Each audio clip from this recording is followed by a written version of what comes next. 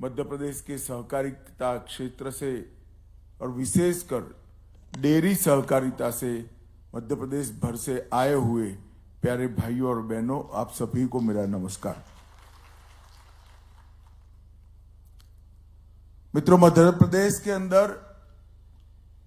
कृषि, पशुपालन और सहकारिता तीनों क्षेत्र में ढेर सारी संभावनाएं पड़ी हुई, और मैं मानता हूं कि हमने हमारी संभावनाओं का 100% दोहन करने के लिए ढेर सारा काम करने की जरूरत है। और सालों से जो सहकारिता आंदोलन धीरे धीरे मृतप्राय होता जा रहा था, पूरे देश के सहकारिता आंदोलन को एट अ ग्लांस देखे तो बहुत अनइवन हो गया था। कुछ राज्यों में सहकारिता आंदोलन गति पकड़ चुका, आगे बढ़ चुका, ग्रामीण विकास और आर्थिक विकास के सभी पैमानों में वो योगदान करता था। कुछ जगह इसका सरकारीकरण हुआ, कुछ जगह स्थगितता आई गई और कुछ जगह संपूर्ण विनाश हो गया। तो अनेक अलग अलग स्तर पर देश भर का सहकारी आंदोलन बटा हुआ था, और उसका मूल कारण था कि समय के साथ सहकारी कानूनों में जो बदलाव होना चाहिए वो कानूनों में बदलाव नहीं हुए थे।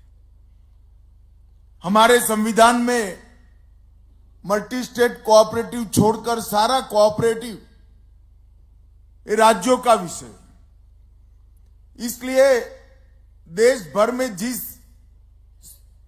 तेजी से परिस्थितियां बदली, वो बदलती हुई परिस्थिति के अनुकूल कानून बनाने के इनिशिएटिव नहीं लिए गए। और इसका मूल कारण था कि राष्ट्रीय स्तर पर समग्रता की दृष्टि से हर राज्य की भौगोलिक परिस्थिति, बारिश की परिस्थिति, ग्रामीण विकास और कृषि विकास के आयाम, पशुपालन के आयाम, इस सबको एक पेज रखकर केंद्रीय स्तर पर कोई विचार नहीं हुआ। और विचार होता भी कैसे? क्योंकि केंद्रीय स्तर पर कोई सहकारिता मंत्रालय ही नहीं था। आजादी के 75 साल बाद देश के नेता और प्रधानमंत्री नरेंद्र मोदी जी ने सहकारिता मंत्रालय की स्थापना,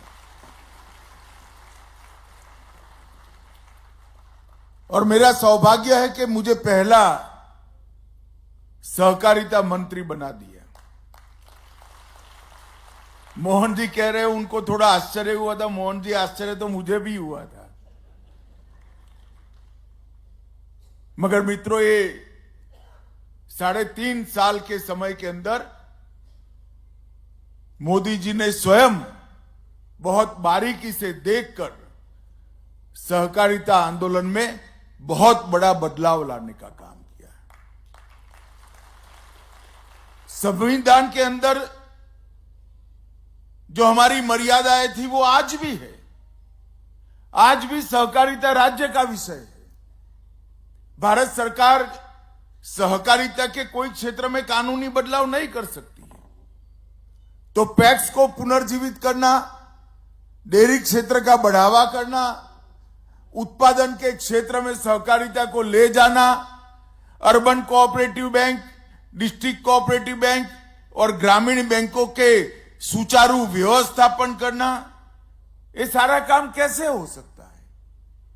सहकारिता मंत्रालय ने सबसे पहला काम किया, प्राइमरी सोसाइटी, जो प्राइमरी एग्रीकल्चर सोसाइटी के नाम से जानी जाती है, इसके लिए एक मॉडल बायलॉज बनाए और मॉडल बायलॉज को सभी राज्य सरकारों को भेजा। बहुत सारे पत्रकार अटकलें लगा रहे थे कि मॉडल बायलॉज राजनीति की भेंट चढ़ जाएगा।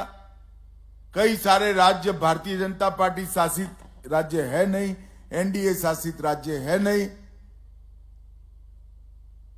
तो एनडीए की सरकार ने भेजा हुआ मॉडल बायलॉज वो क्यों स्वीकार करेंगे भला।